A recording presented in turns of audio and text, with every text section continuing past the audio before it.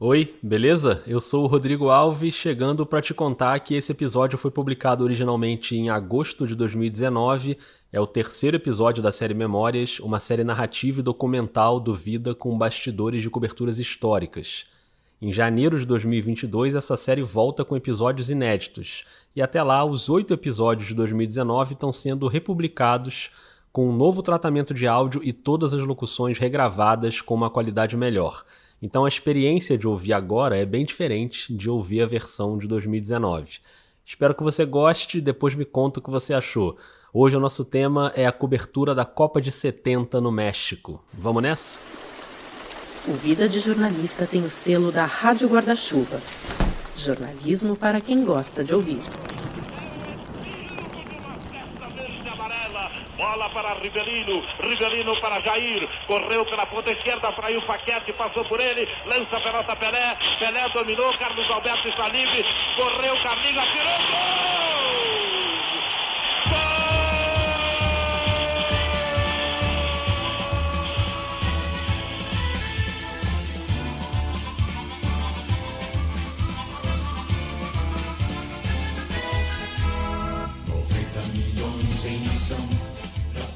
Memórias, uma série do podcast Vida de Jornalista. Aqui a gente volta ao passado para reviver coberturas históricas do jornalismo brasileiro, conversando com quem esteve lá.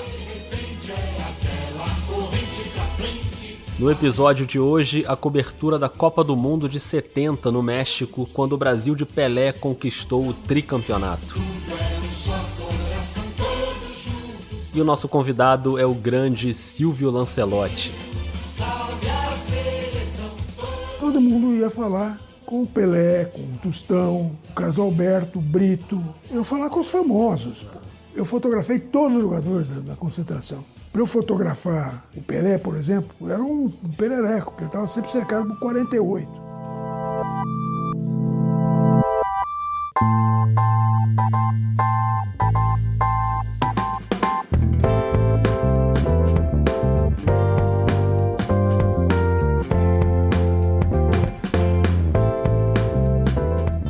Bom, 1970, tô aqui pensando, você aí que tá ouvindo já tinha nascido? Acho que não, né? Eu também não, mas também não faltava tanto assim, beleza.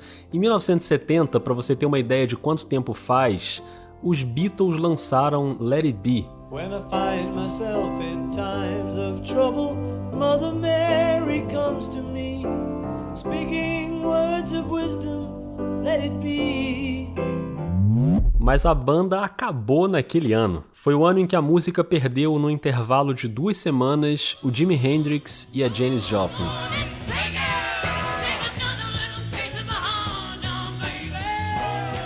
Os dois morrendo de overdose, o Hendrix com overdose de remédios e a Janis Joplin de heroína. Os Estados Unidos ainda estavam em guerra no Vietnã.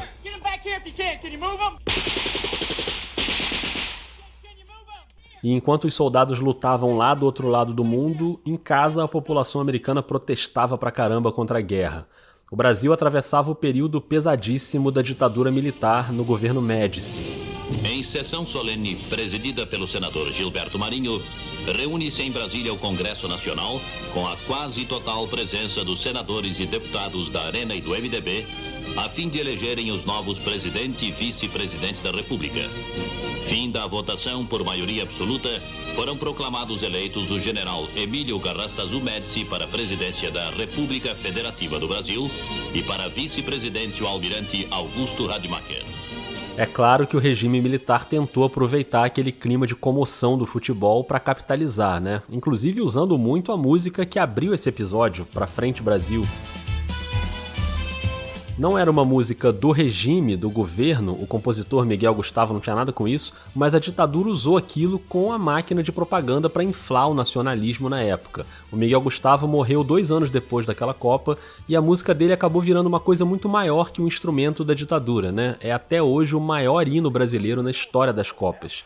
Assim como a seleção de 70 é considerada por muita gente o melhor time de futebol que já pisou num campo em todos os tempos. Uma falta perigosíssima na meia-lua. Tá aí a grande oportunidade do gol do Brasil. Caminha Rivelino, chuta, gol! Brasil!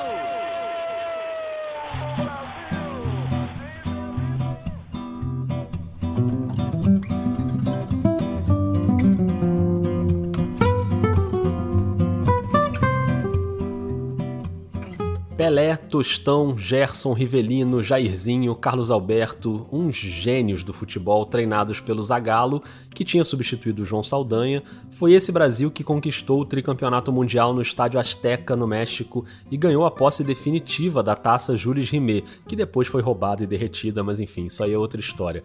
A história que a gente vai contar aqui hoje na série Memórias é a cobertura daquela Copa, num tempo em que obviamente não tinha internet, não tinha celular, não tinha notebook, época da máquina de escrever, do teletipo, até o fax. Você lembra do fax?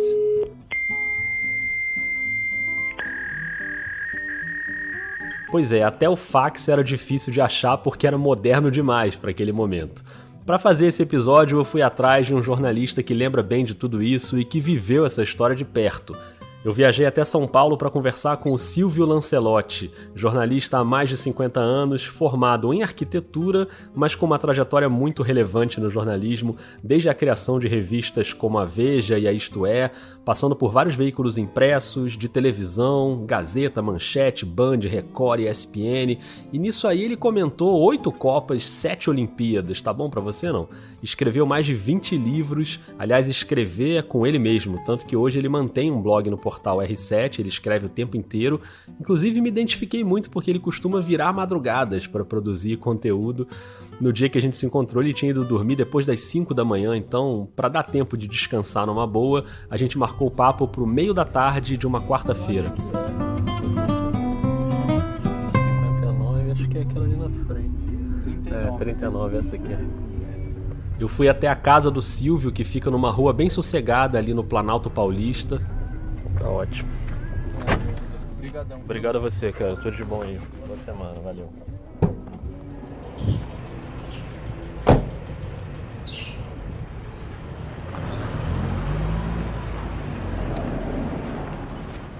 E o Antônio me recebeu ali na calçada. Diga, meu jovem. Opa, tudo bom? Tudo, e você? Tudo bem, como você tá? Joia. Falar com o seu Silvio? Isso, vim encontrar o seu Silvio. Ele tá te esperando, né? Tá. Tá bom. Pode fechar aqui? Não, pode deixar. Pode deixar? Pode deixar. Obrigado, viu? Não.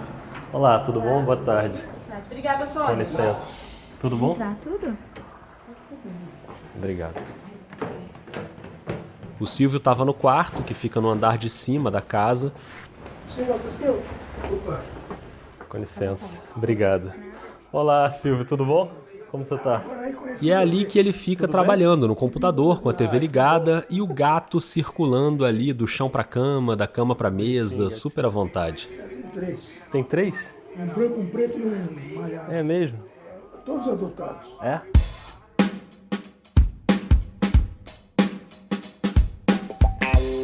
O gato ainda vai ter uma participação especial nesse episódio, mas isso é para daqui a pouco.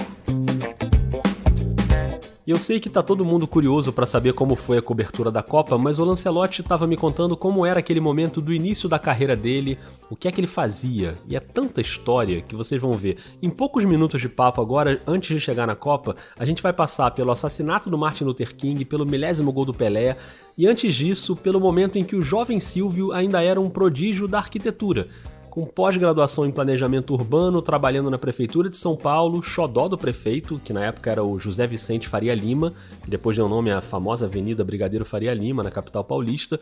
Só que ali no fim dos anos 60, um belo dia entrou na sala um funcionário público, desses que vão pregando nos móveis aquelas plaquinhas de patrimônio da firma, sabe? Umas plaquinhas pequenininhas de metal com os numerozinhos. Bom, a gente não tem ideia do nome desse funcionário, mas forçando um pouquinho a barra, dá pra dizer que foi esse camarada que tirou o Lancelotti da arquitetura e mandou ele pro nosso lado, o lado do jornalismo, e a gente agradece.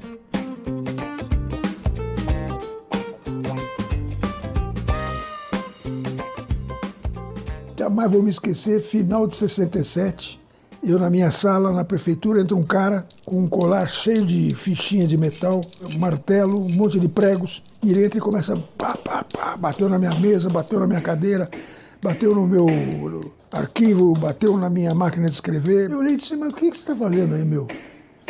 Não, isso aqui é patrimônio. Todo ano a gente põe. Tá vendo aqui? É PMSP 1967. O cara foi embora, eu fiquei pensando, eu vou ficar aqui. Meu pai era funcionário público. Meu pai já tinha quase 40 anos de prefeitura. Disse, eu vou... Daqui um ano o cara vem pregar em mim. Daqui a 10 anos... Enfim, fiquei com aquilo na cabeça. Eu estava construindo a casa de um amigo em Ilhabela, em Ubatuba, como arquiteto. E peguei um ônibus noturno, comprei umas revistas. E tinha uma Realidade, que era a grande revista do Brasil na época. Sim. Tinha uma tripa, um anúncio.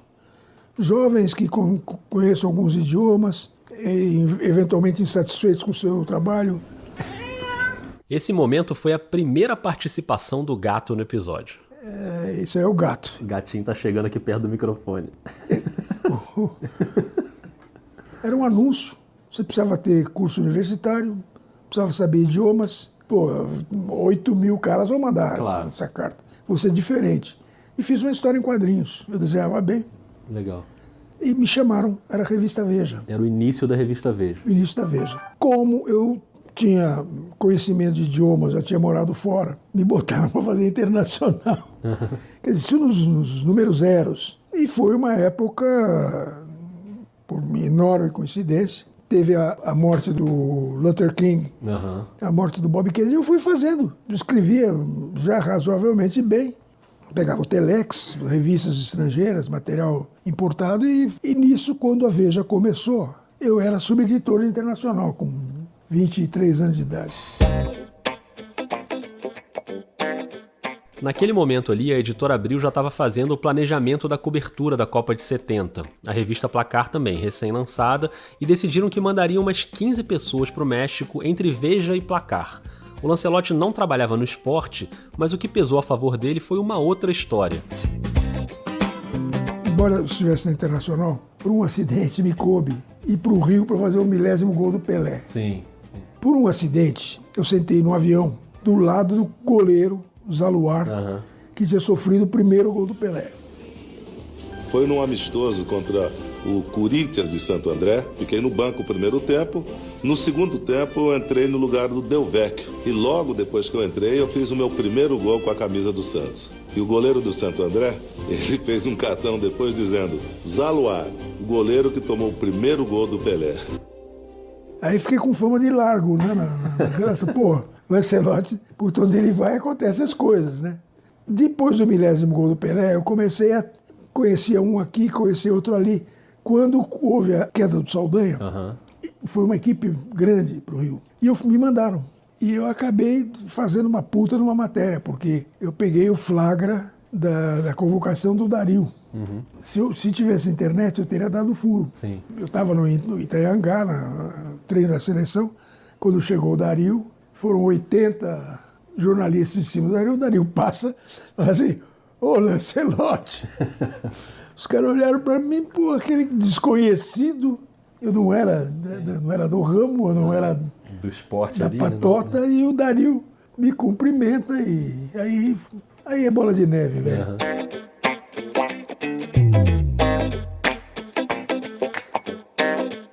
Se você acha que até agora o Lancelotti deu sorte, espera para ver o que é sorte. Que, aliás, começou com um azar porque a Abril mudou os planos e não ia mais mandar aquele povo todo pro México. Ia ter que cortar a gente da viagem. E aí é o seguinte, você já jogou palitinho? Ou porrinha? Aquele joguinho de boteco que você esconde os palitinhos na mão, aí as outras pessoas escondem também e ganha quem adivinhar a soma dos palitinhos. Pois é, no fim das contas, foi assim que o Silvio Lancelotti foi pra Copa do Mundo. Depois você entrou nessa equipe conjunta que iria... Essa equipe é o último lance da sorte. Sim, porque aí é sorte mesmo. Não, eles decidiram que não iam mais os... Isso. E fizeram um campeonato de palitinho. Pra decidir quem ia. Que coisa, Silvio. E eu ganhei o campeonato de palitinho. Que coisa isso. Que você foi pra Copa graças a um campeonato de palitinho. E é assim que começa a história dessa cobertura.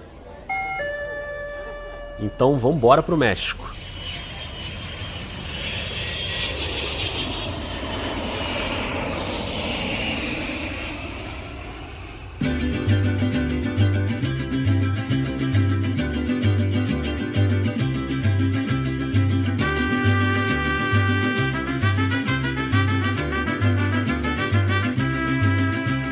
A A primeira parada foi em Guanajuato, uma cidade colonial muito bonita, terra de Diego Rivera, um dos maiores pintores mexicanos, casado com a Frida Kahlo.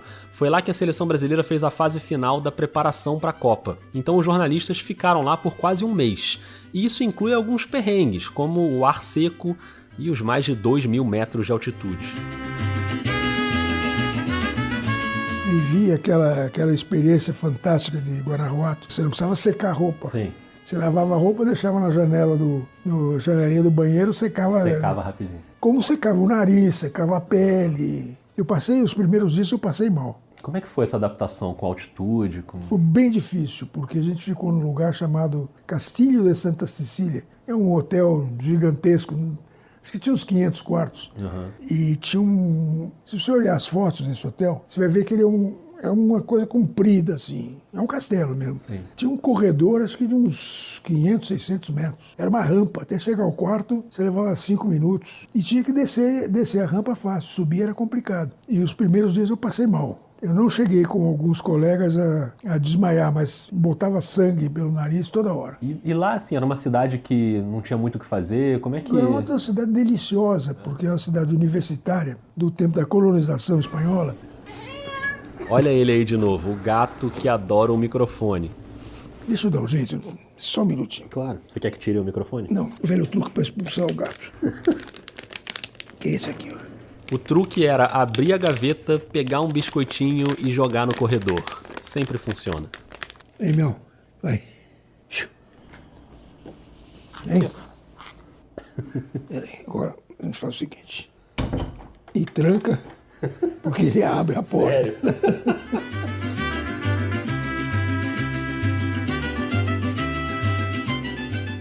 Voltando a Guanajuato, o Lancelotti, ainda jovem, estava ali, acompanhado de grandes jornalistas como José Maria de Aquino, Michel Lohance ou Demário Toguinhó, com quem eu tive a alegria de trabalhar no Jornal do Brasil, e alguns que não eram jornalistas, mas também estavam na equipe da Editora Abril, como o Aimoré Moreira, que tinha sido técnico da seleção em 62, na conquista do bicampeonato mundial, e foi para o México como analista, como comentarista. E esse povo todo junto, claro que tinha cobertura do dia a dia, janelas ali de entrevista da seleção, mas ainda era o período de treinos. E Guanajuato era uma cidade pequena, uma cidade universitária, mas era o período de férias, então estava tudo vazio, não tinha muito o que fazer. Pelo menos foi lá que o Lancelotti comeu o melhor hambúrguer da vida dele, e se ele tá falando isso, a gente acredita, porque de gastronomia ele entende. Apresentou programas sobre isso, tem 12 livros de culinária publicados. Então, além do futebol, além do esporte, o que ele fala sobre comida, a gente assina embaixo. Tinha uma hamburgueria fantástica, que era uma porta, uma moça que fazia umas hamburguesas extraordinárias, com molho de chile. Ela fazia, coitadinha, sozinha, fazia 30 por dia. Tinha um restaurante vagabundo, tinha um teatro, onde nos sábados brasileiros iam lá. Eu lembro que eu vi um show lindíssimo do Tampa Trio, num desses sábados.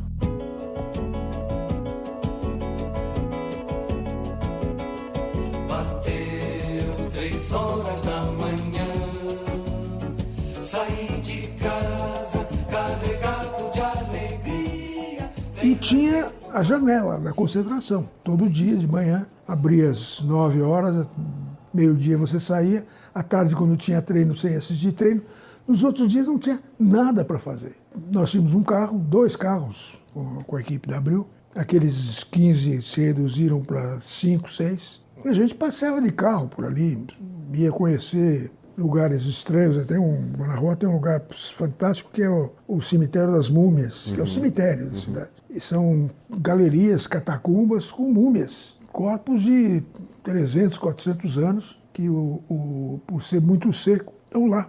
Mas não era só isso, tinha uma boate também. E foi lá que rolou uma das melhores histórias da cobertura. Melhores pra gente que tá ouvindo hoje, né? Porque pra eles, lá na hora, deve ter sido tenso o negócio.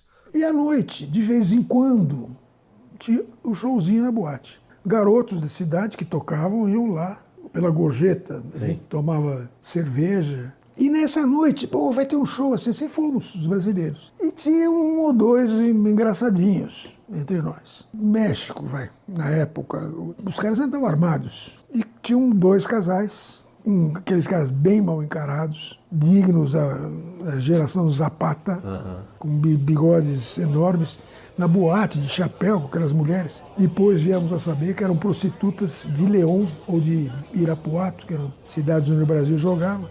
E começou aquele bate-boca e os caras tiraram o revólver e saíram dando tiro. Foi um tal de se atirar no chão, embaixo da mesa, sair engatinhando. Nunca mais voltei à boate. Teve shows lá várias vezes, nunca mais voltei. O que a gente fazia à noite era jogar baralho. Zé Maria, o Paulo de Aquino, o irmão dele, Moré e eu, Vital Batalha, Odemário Toguinhó, Roberto Garófalo. Eu era o único garoto, eles me chamavam de garoto, que o resto era tudo experiente. É claro que eu não podia deixar de perguntar para o Lancelotti sobre a tecnologia da época, né? E esse é o momento já tradicional da série Memórias que eu chamo você que está ouvindo para fazer um exercício comigo e tentar imaginar como era uma cobertura jornalística internacional numa época em que não existia internet, não existia celular, até o telefone mesmo não era de fácil acesso. A gente está falando aqui da cobertura da Placar e da Veja, que são revistas, então é claro que não tinha aquela pressa toda, porque são edições semanais. Mas olha, é difícil imaginar como é que funcionava aquela logística. No pé da universidade tinha um aparelho de telex. O telex era mais ou menos o e-mail da época, uma espécie de precursor do fax. Era uma máquina de escrever enorme ligada a uma rede telefônica e você conseguia enviar texto para outros lugares. E tinha um equipamento de som. Então, por exemplo, o pessoal da Jovem Pan, por acidente, num determinado momento em Guanarrota, eu fiquei sozinho no quarto. E o Joseval Peixoto, da Jovem Pan, que era o locutor, que acabou transmitindo o final da Copa no pool, o Joseval ficou hospedado no meu apartamento, que foi a glória, porque ele chegou com pacotes de cigarros brasileiros. E lá só tinham cigarros mexicanos. Uma das diversões era ver o programa que eles faziam um programa ao vivo lá. Sim. Montaram um estúdio na universidade. A rádio tinha como se comunicar. TV era muito difícil, porque você tinha que levar o tape para algum lugar. E eu, semanal, fazia uma matéria, quinta-feira à noite ou sexta-feira, ou eu usava o telex da universidade, ou ia até León ou Irapuato para passar lá. Transmitia pela United Press, que a gente chama credencial. Ou, às vezes, tinha fax. Não tinha fax. O hotel tinha teletipo. Então você não via o que você estava fazendo. Você escrevia na fita e enfiava a fita, depois meia hora para conseguir uma ligação telefônica. Chegou. Tem alguma dúvida? Não tem alguma dúvida? Liga daqui a meia hora. E daí a 2 horas você ligava de novo. Teletipo era uma grande máquina de escrever, mas você não ficava vendo o papel ali quando você estava escrevendo. Não via o papel. Você perfurava uma fita. E era difícil de escrever, né? De batucar os dedos. Eu aprendi a enrolar os dedos com um esparadrapo com lurex, senão levantava a unha. Tanto que era... Hoje é brincadeira, né? Sim, hoje é um teclado. Sai 8 letras. E as fotos, a gente inventou um negócio chamado pool, que era divertidíssimo, porque eu era o motorista, por ser o mais novo, eu era o motorista da Abril. Mal sabiam eles que eu adorava fazer aquilo, porque pelo menos não me enchia o saco. E eu fazia um pool, um malote cheio de filmes identificados e as fitas, que eram perfuradas, e na quinta-feira eu ia ou para León ou para Irapuato com o carro, 60 quilômetros, 50 quilômetros, e entregava num balcão que a Varig tinha. A Varig era uma empresa portentosa naquela época, ela tinha a agência em qualquer lugar do mundo. Então eu entregava, eles mandavam para o Brasil.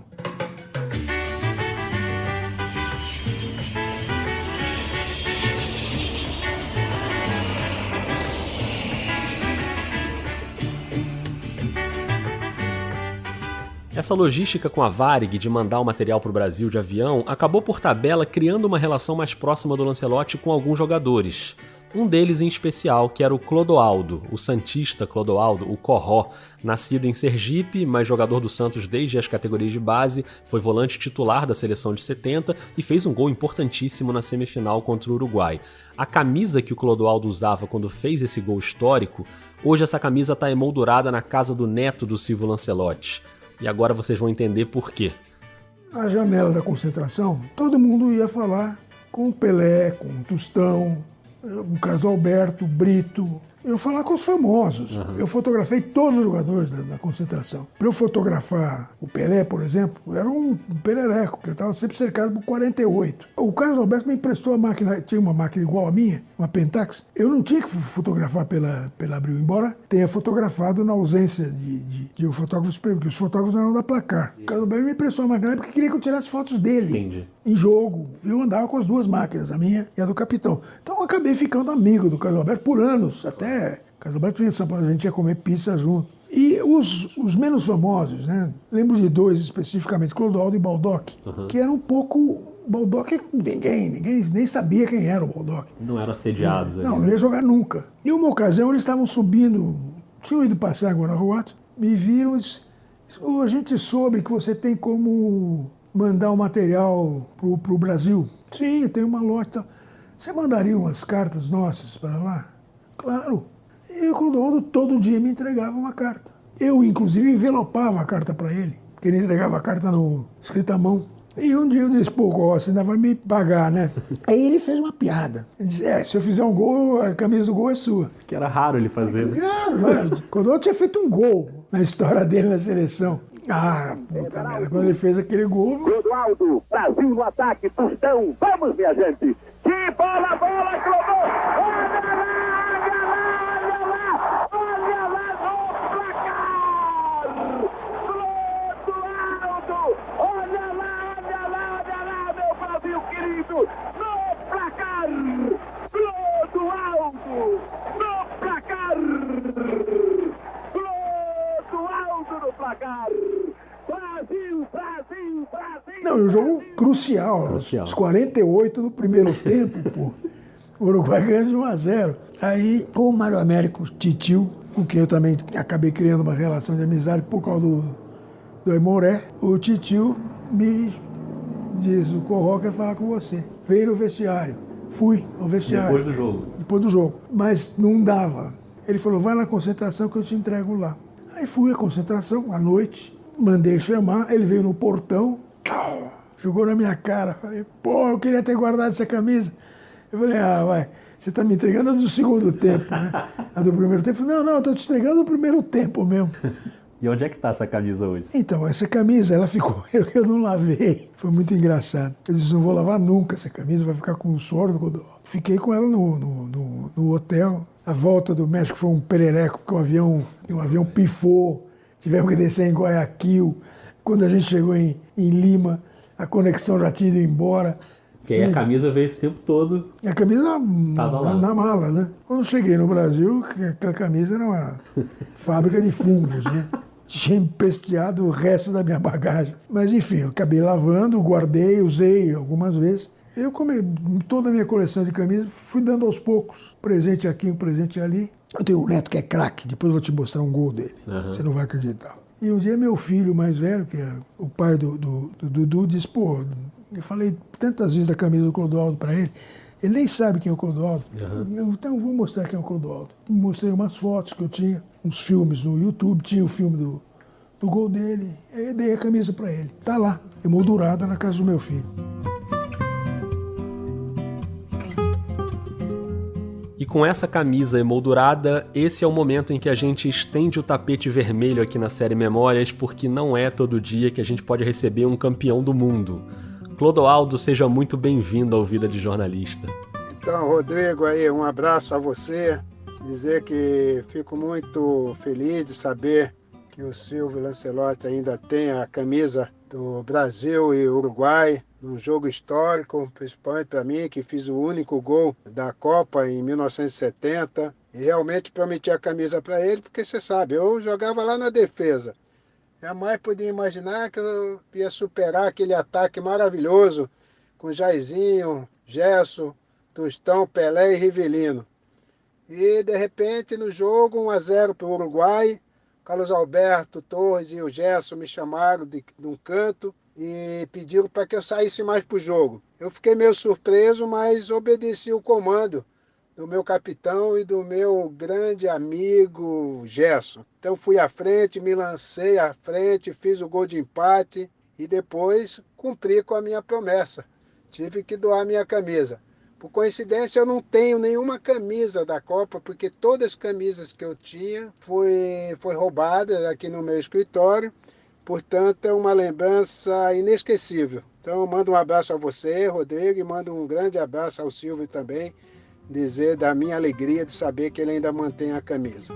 Boa sorte aí, um abraço a todos.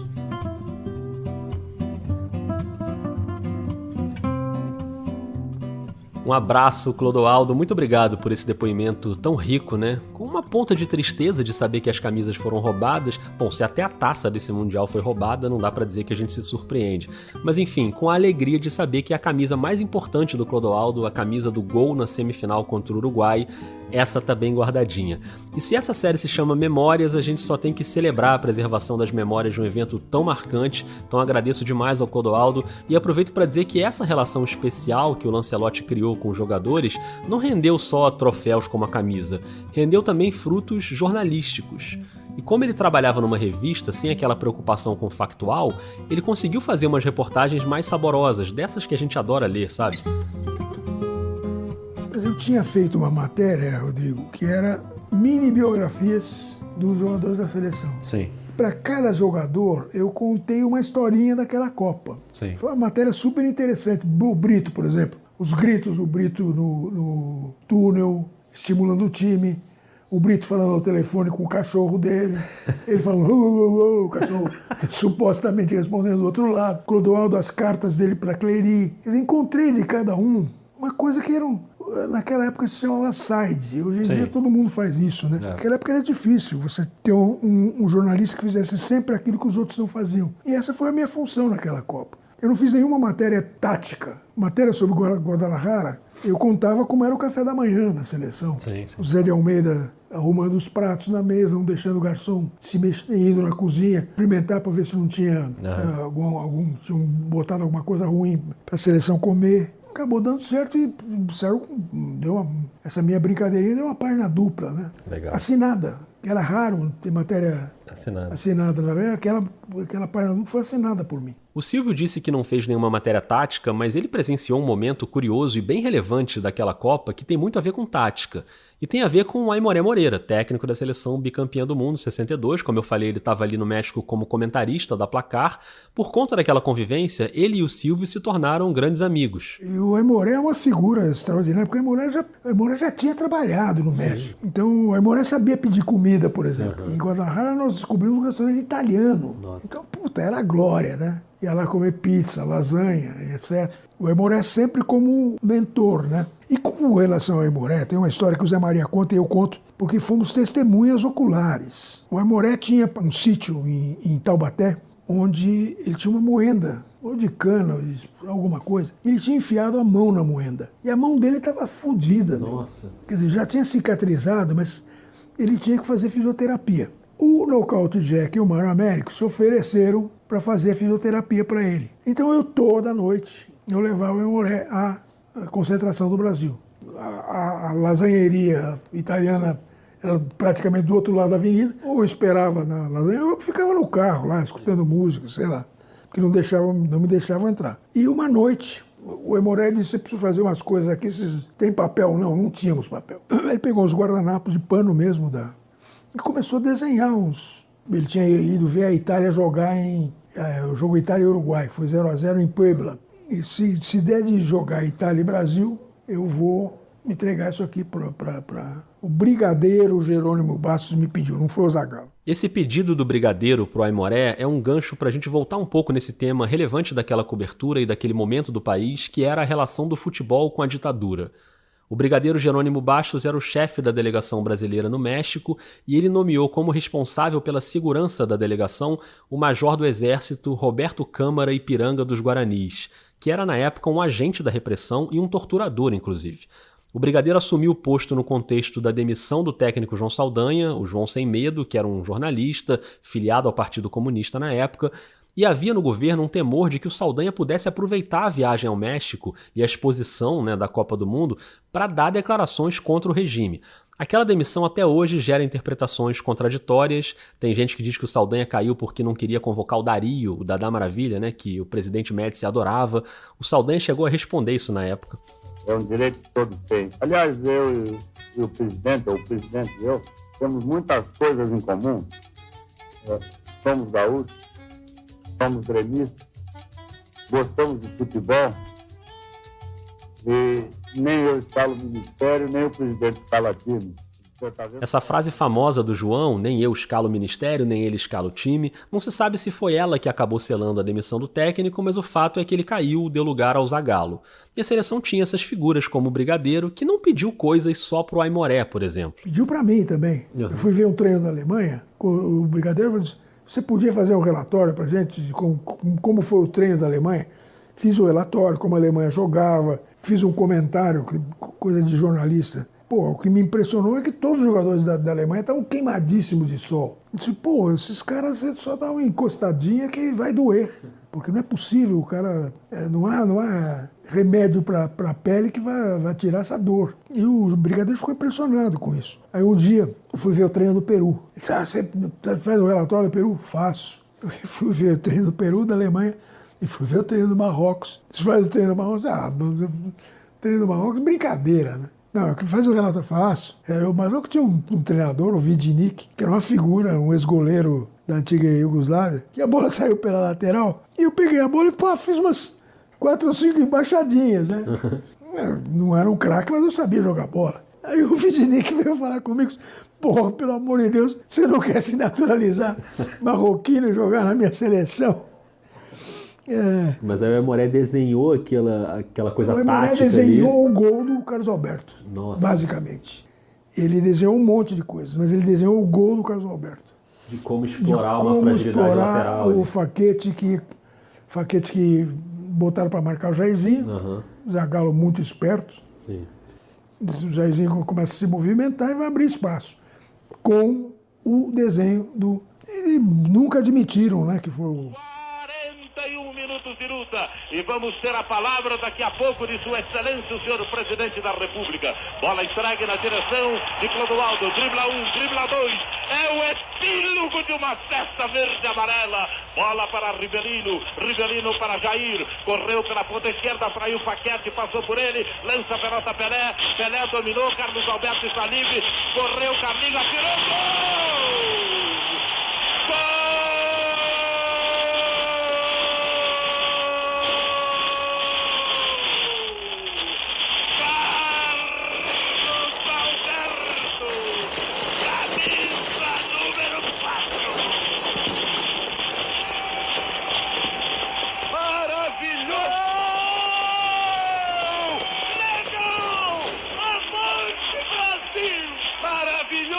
Meus amigos, o passe de Pelé para Carlos Alberto, invadido o gramado pelos fotógrafos, jogadores brasileiros emocionados com o gol de Carlos Alberto. É o tricampeonato mundial de futebol. Podem comemorar, chorem conosco.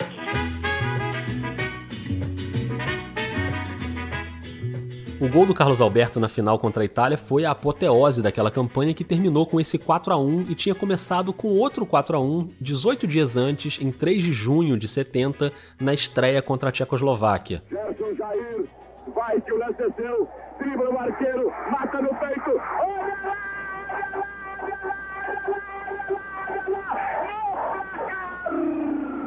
Jairzinho, olha lá, olha lá, olha lá, olha lá, no placar, Brasil 6, Tchecoslováquia 1, Jairzinho.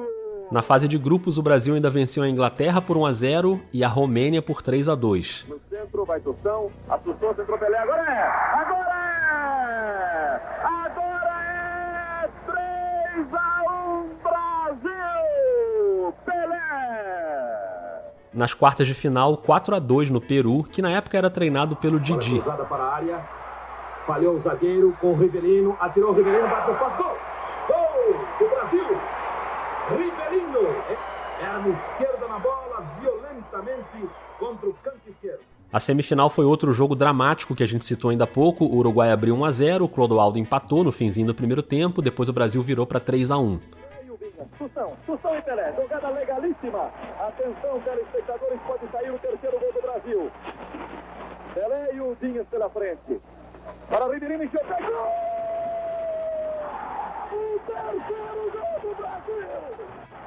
E logo depois da semi em Guadalajara, começou a rolar um clima de provocação com os jornalistas italianos, antes da final no Estádio Azteca, na Cidade do México. Passamos uns dias na Cidade do México. Sim. Descobrimos com a Leni Andrade, um restaurante italiano também, chamado La Pérgola, onde a gente ia jantar à noite, na Zona Rosa de Cidade do México, que era a zona boêmia da cidade. Uhum. Quando a gente voltou, o jogo com o Uruguai foi numa quarta-feira, voltamos na quinta, Brasil e Itália foi no domingo. No sábado a gente resolveu jantar nesse restaurante italiano. Uhum. E tinha uns jornalistas italianos gozando, né? Com essa chuva aí o Brasil vai estar fregato. Eu não sabia que eu sabia italiano. Uhum. E achando que a chuva ia prejudicar o Brasil. Acabamos tendo um entreveiro. Mas o grande entreveiro não foi esse. O grande entreveiro foi no dia do jogo, que a gente sentou, parte da tribuna de imprensa nós estávamos, o Zé Maria e Moré, eu, atrás o Sérgio Noronha. Do lado estavam o Orlando Duarte e o Paulo de Aquino, o irmão do Zé. Uhum. Uns 10 metros de distância, ficava, por coincidência, ficou a torcida da Itália. Quando o Brasil fez o gol do Pelé, aquele de cabeça, todo mundo vibrou e tal. E o Paulo de Aquino e o Orlando Duarte, provocadores, começaram a xingar uma mulher que estava do outro lado da grade.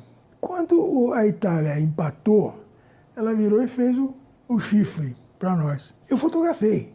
O Paulo de Aquino e o Orlando Duarte ficaram furiosos. E começou um bate-boca. Tinha uma grade, eles em cima da grade. O Orlando Duarte com a máquina, que tinha uma maquininha portátil, com a maquininha tentando bater no marido da mulher do outro lado. Mas aí chegaram os policiais, separaram e assistimos o resto do jogo com a muralha de policiais separando os jornalistas brasileiros da torcida italiana. E para chegar lá teve a história que você esqueceu o Michel Lohance. Me chamava de Cristo Calabrese. Embora minha família seja siciliana, eu ficava puto da vida. Mas eu não deixei o Michel de propósito. Eu simplesmente estava preocupado com o Zé Maria me enchendo o saco. Você está com a cueca verde? Deixa eu ver. Estou com a cueca verde. Está com a meia? Não sei o que. Estou. Tinha essas histórias de repetir a roupa. Botei. Eu nervoso, eu tendo que guiar o carro até o estádio. Aí, uma certa hora, quando ele fez o check-in total das coisas que eu deveria ter levado para o jogo, eu liguei o carro e fui embora. Nem percebi que o Michel não estava. Só percebi no meio do caminho e falei, caralho, esquecemos o Michel. E ele ficou bravo. Aí, quem estava comigo no carro disse, não dá para voltar para pegar o Michel, né? E não voltamos. Ele se vira, pega um táxi. Foi o que aconteceu. Só que eu me lembro que quando o Michel chegou, ele olhou para mim e disse, quando acabar o jogo eu vou te pegar. Aí acabou o jogo. Eu fui procurar o Michel, disse, Michel, ele me deu um puta de um abraço, falou, campeão do mundo, meu filho. O clima ali já era...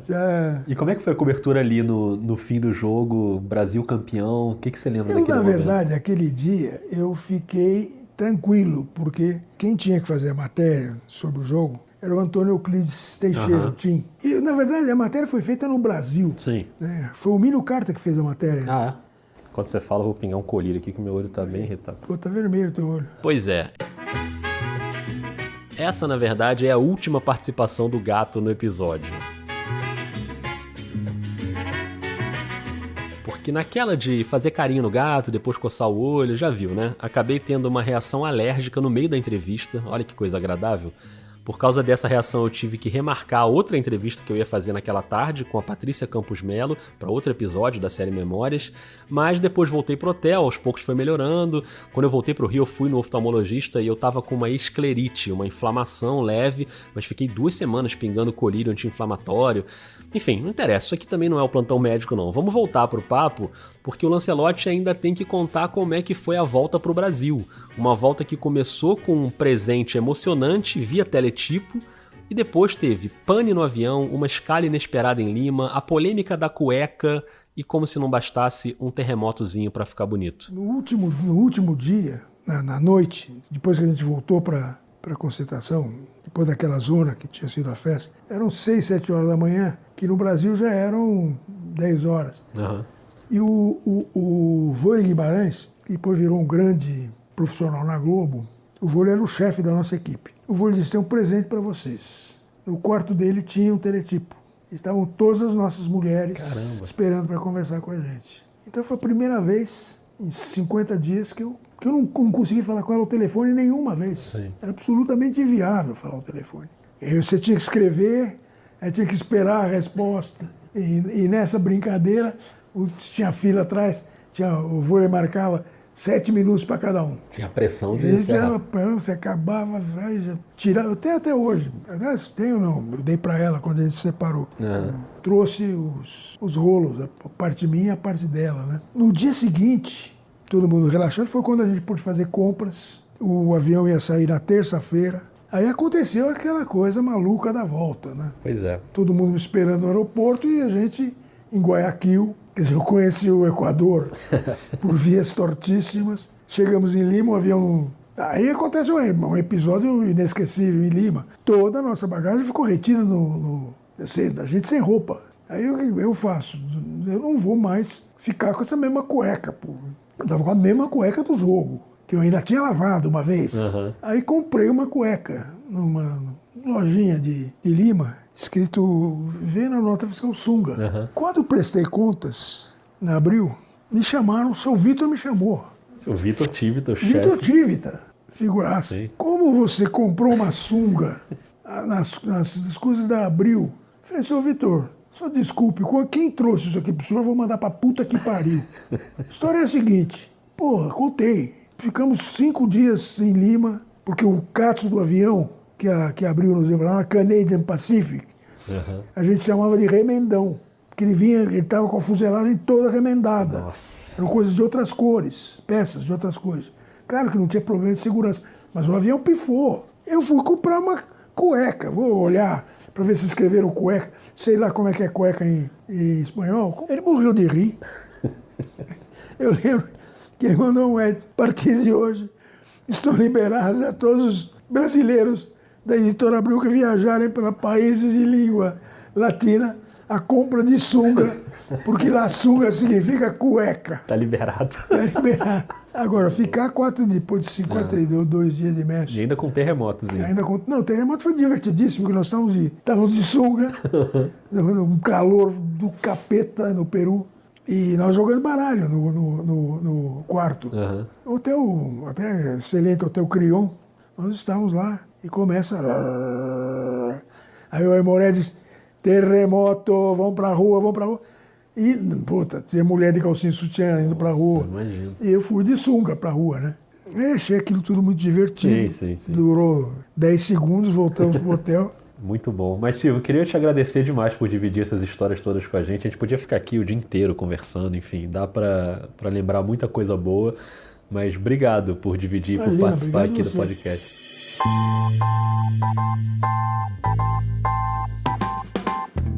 E nesse clima chega ao fim mais um episódio da série Memórias. Agradeço demais ao Silvio Lancelotti, agradeço também ao grande Clodoaldo pela participação especialíssima e agradeço a você que ouviu até aqui.